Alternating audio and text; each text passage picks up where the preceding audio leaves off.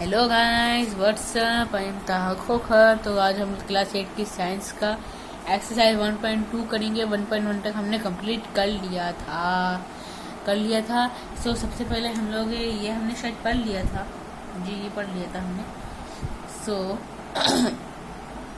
अगर नहीं पढ़ा था तो यहाँ से फिर से एक बार पढ़ा लेते हैं। सो Take mung or gram seeds and germinate them.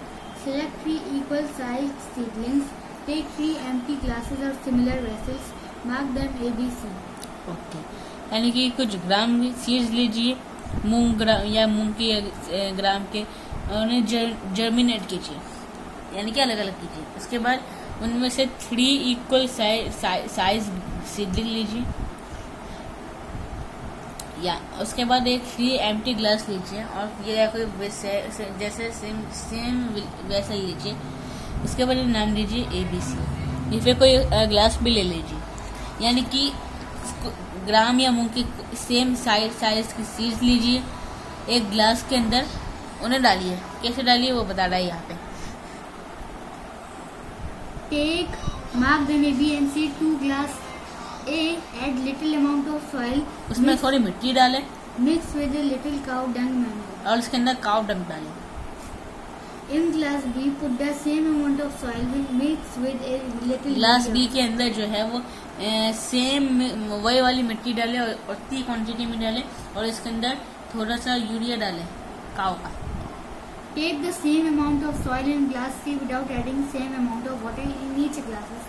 और तीसरे ग्लास के मिट्टी के ग्लास के अंदर जो है कुछ विदाउट एनीथिंग कुछ भी मत डालें, बस पानी डाल दें।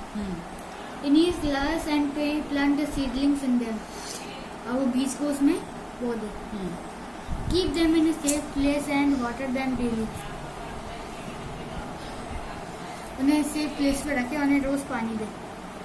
After 7 to 10 days observe their growth. 7 से 10 दिन के बाद उनकी ग्रोथ को देखिए। अब वैसली बातें सबके अंदर अलग अलग चीज डाली तो ग्रोथ भी अलग अलग ही होगी।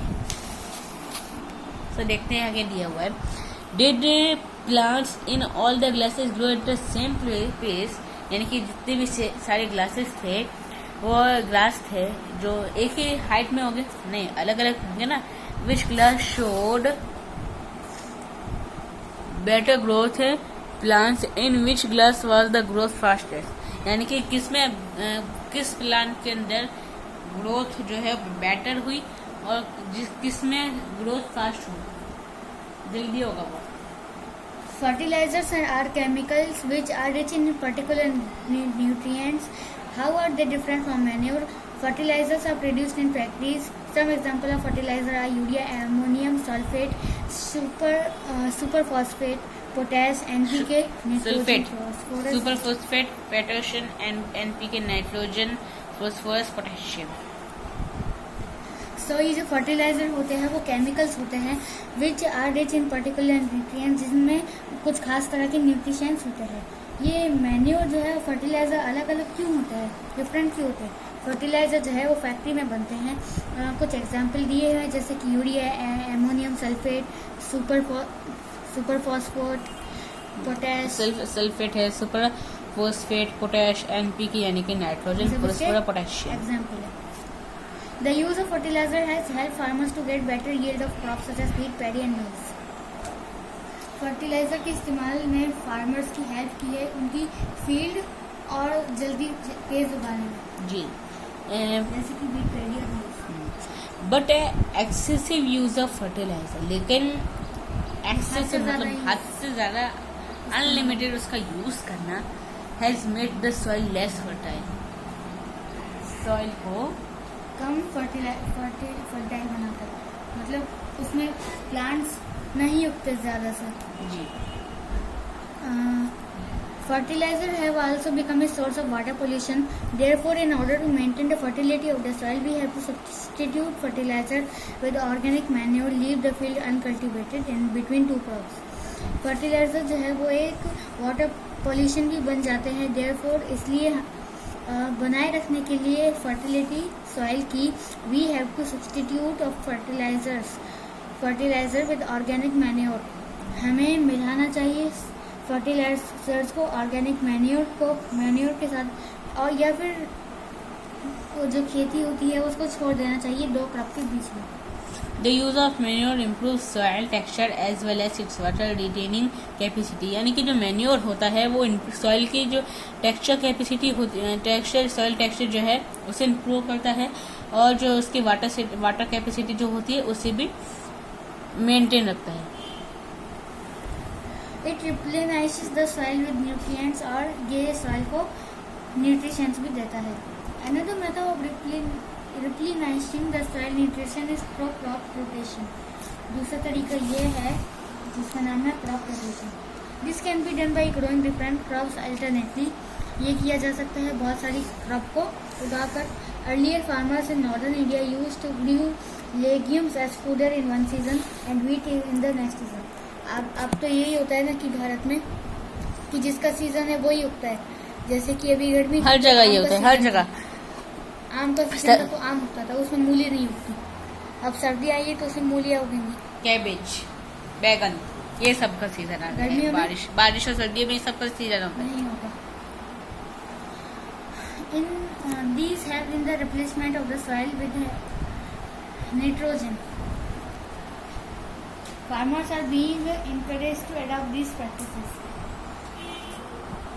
हाँ, तो यहाँ पे है दिस हेल्प, ये हेल्प करता है इन द रिप्लेसमेंट, सॉइल का जो रिप्लेसमेंट होता है उससे हेल्प करता है विद नाइट्रोजन के साथ।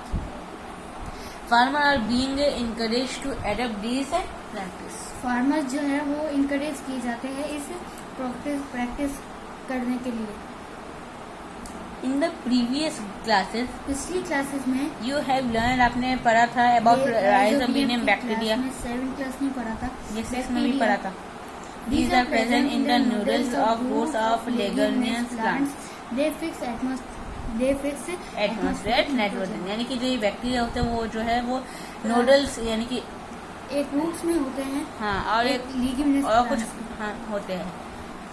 They fix atmosphere nitrogen। अब यहाँ पर एक टेबल दी गई है differences between fertiliser and manure. Manure में फर्टिलाइजर में क्या डिफरेंस है? तो यहाँ पे दिया हुआ है, सोर्स ये बहुत इम्पोर्टेंट है। Clearly. Fertiliser is a manmade inorganic soil. Fertiliser जो है वो एक आदमी के द्वारा जो बनाता है और एक ऑर्गेनिक सॉइल है। और फिर मैन्योर क्या होता है? Manure is a natural substance obtain by the decomposition of cattle dung and plant disused. Manure जो है एक नेचुरल सब्सटेंस होता है जो वो डिकम्पोजिशन किया जाता है, यानी कि जो कैटल डंग होता है, प्लांट वेस्ट और कैटल के डंग से जो मिलता है उन्हें उसे मैन्योर कहते हैं। जी। दूसरा डिफरेंस फर्टिलाइजर में है। Fertiliser prepare in factories. Fertiliser factory में बनता है, लेकिन manure can be prepare in the field, और मैन्योर जो है वो फील्ड में बनता है। Fertiliser does not provide any humus to the soil. Fertiliser soil को कोई ह्यूमस नहीं देता, लेकिन manure provides a lot of humus to the soil. लेकिन मैन्योर जो है बहुत ही ज्यादा, हद से ज्यादा जो है सॉइल को मैन्योर ह्यूमस देता है। Fertiliser very rich in plants nutritions like nitrogen, phosphorus and potassium. Fertiliser जो होते हैं बहुत ही रिच होते हैं प्लांट न्यूट्रिशंस में, जैसे कि नाइट्रोजन, फास्फोरस और potassium. Manure is relative less rich in plants nutrition, लेकिन मैन्योर में ये जो सब रिच प्लांट्स का जो न्यूट्रिशन होता है वो कम होता है प्लांट में। सो ये थे डिफरेंस फर्टिलाइजर और मैन्योर के बीच में। सो अब आगे को करेंगे। Table 1.1 gives the differences between fertilizer and manure। Yes. अब advantages of manure है। The organic manure is considered better than the fertilizer। This is because यानी कि जो ऑर्गेनिक मैन्योर होता है is considered better than fertilizer। This is because it enhance the water holding capacity of the soil। It make the soil porous due to which exchange of gases become easy।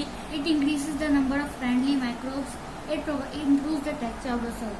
मतलब organic जो manure होता है वो ऐसा बताया जाता है कि बेटर है जो फर्टिलाइजर से। क्योंकि ऐसा क्यों है? क्योंकि ये बढ़ाता है वाटर होल्डिंग कैपेसिटी सॉइल की, और ये सॉइल को एकदम पोरस मतलब नरम बना देता है, एकदम गीला गीला बना देता है। और ये नंबर ऑफ फ्रेंडली माइक्रो यानी कि जो माइक्रोब्स होते हैं ना, कीड़े वगैरह, उनको इंक्रीज नंबर करते हैं, मतलब कि ज्यादा जगह होती है उसकी वजह से जमीन के अंदर, रूट फील्ड के अंदर। और जो और ये सॉइल का टेक्सचर भी इम्प्रूव करता है। सो यहाँ तक ही पढ़ेंगे, 10 मिनट्स की वीडियो हो चुकी है। सो अब इरिगेशन पढ़ेंगे नेक्स्ट वीडियो में। सो चैप्टर भी लॉन्ग है बट ये इजी है, हाँ इजी है, आगे का इजी है। बहुत इजी सो नेक्स्ट वीडियो में हम लोग हार्वेस्टिंग तक पढ़ेंगे, यहाँ तक पढ़ेंगे और उसके बाद अगली बार में पूरा हो जाएगा। उसके बाद अगली वीडियो में ही शायद हो सका तो एक्सरसाइज भी होगी, इसी एक्सरसाइज में करके रखिए। तो मिलेंगे अपनी नेक्स्ट वीडियो में, इसी साइंस के साथ मिलेंगे। हम लोग मैथ्स का वो भी करेंगे लेकिन बाद में करेंगे, लेकिन पहले अब साइंस कंप्लीट होने जा ही रहा है तो क्यों ना साइंस ही कंप्लीट कर लिया जाए। सो मिलते हैं अपनी नेक्स्ट वीडियो में विद दिस साइंस के साथ। तब तक के लिए बाय बाय। और अगर आप हमारे चैनल पे नए हैं तो चैनल को सब्सक्राइब करें और इस वीडियो को ज़्यादा से ज़्यादा शेयर करें। और अगर आपको वीडियो अच्छी लगी है तो इस वीडियो को ज़्यादा से ज़्यादा लाइक करें। मिलते हैं अगली वीडियो में, बाय बाय।